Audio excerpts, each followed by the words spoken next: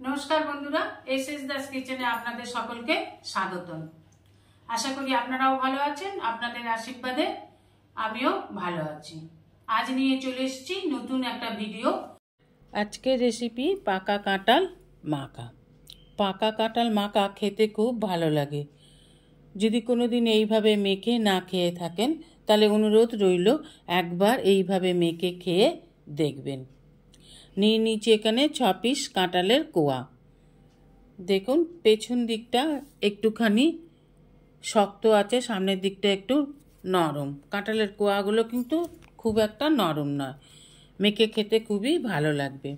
একটা ছুরির সাহায্যে কাঁঠালের এই ভেতরের দানাগুলোকে বার করে নেব। এই দানাগুলো খেতেও খুব ভালো লাগে, আমরা সকলেই খাই, আপনারা জানেন, তাই দানাগুলো ফেলে দেবো না, পরে এর কোনো একটা রেসিপি বানাবো। এইভাবে দানাগুলোকে বার করে নিলাম। দেখুন সামনের দিকের অংশটা একটু নরম, কিন্তু একদম শেষের দিকের অংশটা একেবারেই শক্ত। এই দেখুন, এবার ছোট ছোট একটু টুকরো করে কেটে নেব। পাকা হলে না কাটলেও চলতো। এখানে বলে রাখি একটা কথা, যেসব বন্ধুরা আমার চ্যানেলটিকে সাবস্ক্রাইব করে আমার পরিবারের সদস্য হয়েছেন তাদের অসংখ্য অসংখ্য ধন্যবাদ।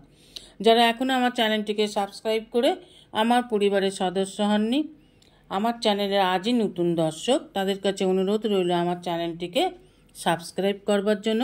আর ভিডিওটি ভালো লাগলে অবশ্যই আপনার বন্ধু বান্ধবের মাঝে ভিডিওটিকে শেয়ার করবেন। কাঁঠালের দানাগুলো কেটে নিয়ে এবার অন্য একটা পাত্রে নিয়ে নিলাম। দিয়ে দেব কাঁঠালের টুকরোগুলোর মধ্যে বড় চামচের 1 চামচ আমচুর। যে কোনো মাখাতে একটু আমচুর দিলে টকটক হয়, খেতে ভালো লাগে। আর কাঁঠাল খুবই মিষ্টি, তাই একটু আমচুর দিলে ভালো লাগবে। দিয়ে দিলাম 1 টিস্পুন বিট লবণ। কাঁঠালে লবণ দিলেও খেতে ভালো লাগে। 1 টিস্পুন বিট লবণ দিয়ে দিলাম বড় চামচের 1 চামচ চিনি। দিয়ে দেবো 1 টিস্পুন লাল লঙ্কার গুঁড়ো।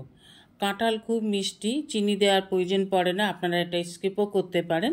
আমি চিনিটা দিলাম। চিনি দিলে পানে টক ঝাল মিষ্টির টেস্টটা খুব ভালো আসে, তাই দিয়ে দিলাম 1 টিস্পুন চিনি। এবার খুব ভালোভাবে সমস্ত উপকরণগুলোকে ভালো করে মেখে নিতে হবে। চামচে দিয়ে ভালো করে মাখা যাচ্ছে না, তাই আমি এবার হাত দিয়েই মাখবো। এইভাবে হাত দিয়ে মেখে নিন। এইভাবে মেখে খেয়ে দেখবেন খুব টেস্টি হয়। যারা কাঁঠাল এমনি খেতে পারেন না, এইভাবে মেখে খেয়ে দেখবেন, খুব টেস্টি হয়েছে। এবার অন্য একটি পাত্রে সাজিয়ে পরিবেশন করুন। আশা করি রেসিপিটা আপনাদের ভালো লেগেছে।